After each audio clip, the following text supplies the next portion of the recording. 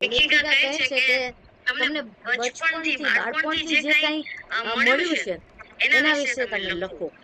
એટલે આપણે જ્યારે નાના હતા ત્યારે ભણવાનું, આપણે આપણા સ્કૂલના શું કહેવાય, સ્કૂલની બુક્સ, સ્કૂલની ફી, કપડાં, એ બધા વિશે પણ આપણે લખી શકીએ. પણ મારી નજર ત્યાં સુધી જાય છે કે આપણે જ્યારે માના ગર્ભમાં હતા ને ત્યારથી જ આપણને કંઈક મળ્યું છે ઘણું બધું. દાખલા તરીકે ગર્ભનાળ દ્વારા માં જે ખાતી હતી તે આપણને મળતું હતું, માં જે પીતી હતી આપણને મળતું હતું, માં જે પૌષ્ટિક તત્વો, જે કોઈ દવાઓ, જે કંઈ ખાતી હતી, જે કંઈ લેતી હતી, એ બધું આપણને મળ્યું હતું.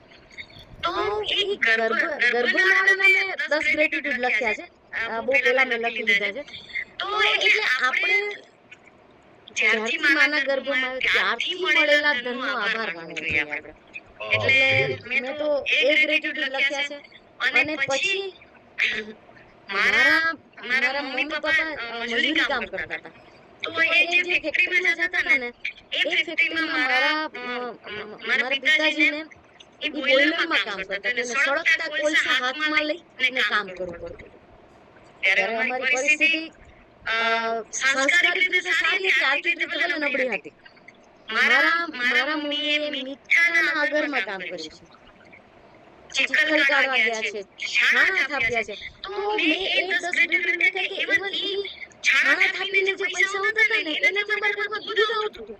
મારા બા પારકા ઘરે કામ કરવા જતા, ત્યાંથી જે વધુ ઘટતું લઈ આવતા હતા તો એ અમને મળતું હતું. એ એક પ્રકારની ધનની બચત જ થઈ ને. એટલે ત્યાંથી મેં મને લખ્યા છે. મારા બાપુજી સિંગદારિયાની લારી ફેરવતા હતા. પેલા ફેક્ટરીએ જાય સવારે, બપોરે સિંગદારિયાની લારી ફેરવે.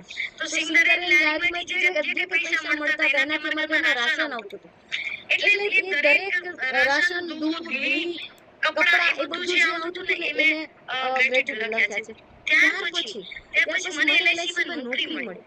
તો એલઆઈસીમાં જે ધન આવતું ને એલઆઈસીમાં, એમાંથી મારા 3 પરિવારનું ગુજરાન ચાલતું હતું. મારું એટલે કે મારા મમ્મી પપ્પાને એનું, મારા બેનનું અને એના સાસરાવાળાનું, 3 પરિવારનું પેલું ચાલતું હતું. પછી અત્યારે હું રિટાયર થઈ છું તો અત્યારે મને એલઆઈસી પેન્શન આપે છે. તો એ ધનનો પણ મેં આભાર માનું છું.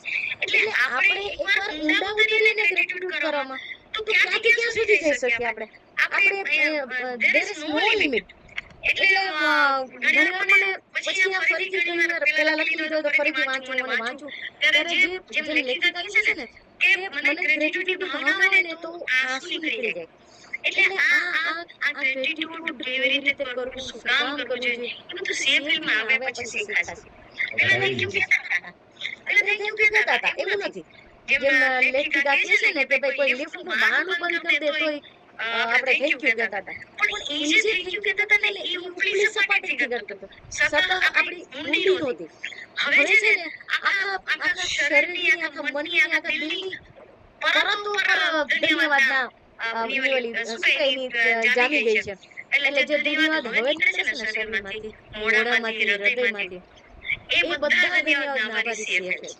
Thank you. બહુ સરસ, એક્સલન્ટ મિલાબેન.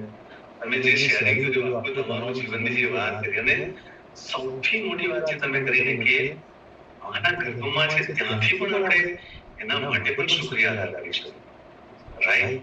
સમજણ આવે છે ને, જાગૃતિ આવે છે ને, તો મન કેટલા ઊંડાણ સુધી લઈ જાય છે એનો એક્ઝામ્પલ છે. ફરિયાદો કરવા બેસીશું તો પણ કોઈ મોટો જ નથી, અને શાંતિ ચાલવા બેસીશું તો કેટલું ડીપર જઈશું આજે. Thank you so much. Thank you. Wonderful. Thank you. Yes. માલિકા બેન આપ્યું છે. જી માલિકા બેન, નમસ્કાર. કેમ છો?